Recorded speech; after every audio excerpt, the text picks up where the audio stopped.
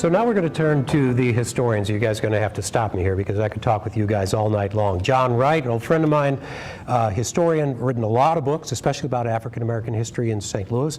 Kristen Anderson, history professor over at Webster University. Here's the interesting thing. When I went to the history committee meeting quite a while ago. John, you may have been there as well. And the historians and the teachers were saying one of the problems we have today is that we're not teaching local history anymore. St. Louis history, Missouri history, Illinois history. Do you guys agree with that? And if you do, is it why is that? Well, I think we've excluded social studies basically from our curriculum because of other pressures. You used to have, was it third grade or fourth grade, in elementary school used to be local history. You did local, state, and then national in that order. But now we've kind of excluded those from the textbook, and we put more emphasis on testing and social studies based on the tests. Kristen, when you get students, how familiar are they with, they've probably taken American history and a world history, how familiar are they with local history? You don't only just have local students or Missouri students, but... Yeah, definitely. No, I mean, it varies a lot. Even the students who are from St. Louis, who take, I teach a course on St. Louis history, and even the ones who are from St. Louis, they say, I grew up here my whole life. I didn't know most of this stuff, which, it's gratifying. I get to teach them something new, but yeah, at the same time, they feel like they don't know that much. Yeah, I mean, let's talk about what's the value? Somebody said, well, who cares, right? It's history, it's fine. If you like it, you'll read it. If you don't like it, forget about it. But why, what's the value of this to people? It kind of explains where we are today. If you know where you've been, it kind of gives you a roadmap of how you got to where you are and how you continue on the journey. And I think so many people are confused about where they are presently. Therefore, it's hard for them to make the leap in a reasonable way to the future. And a lot of times people think, well, nobody has ever dealt with what we're dealing with today, right? Yeah, inevitably. Past doesn't literally repeat itself, but it does tend to rhyme a lot, constantly. Right? Like Mark Twain said. No, I feel like teaching St. Louis history to people who are living in St. Louis, if I can help them to understand how their communities evolved over time, the problems that we faced in the past, the problems that we face today, that potentially can help them to be better citizens of the community that they live in going forward.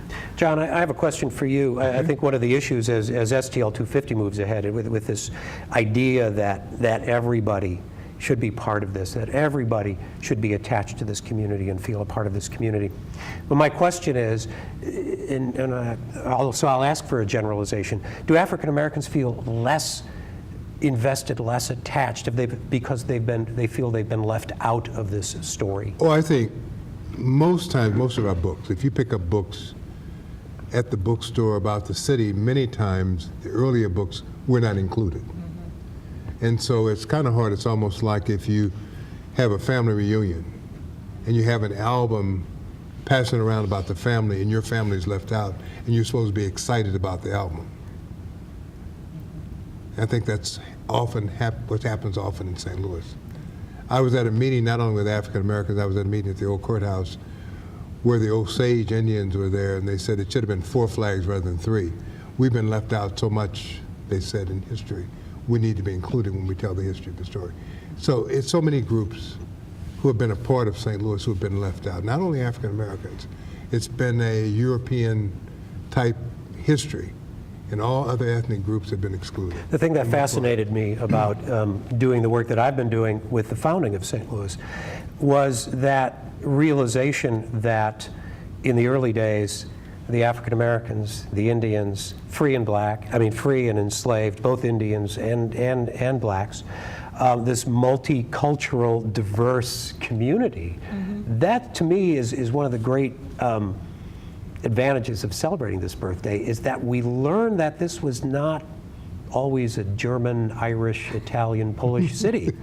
Yeah, no, I mean, definitely. St. Louis has been extremely racially and ethnically diverse throughout its history, and so for me that's one of the things that really drew me to study St. Louis.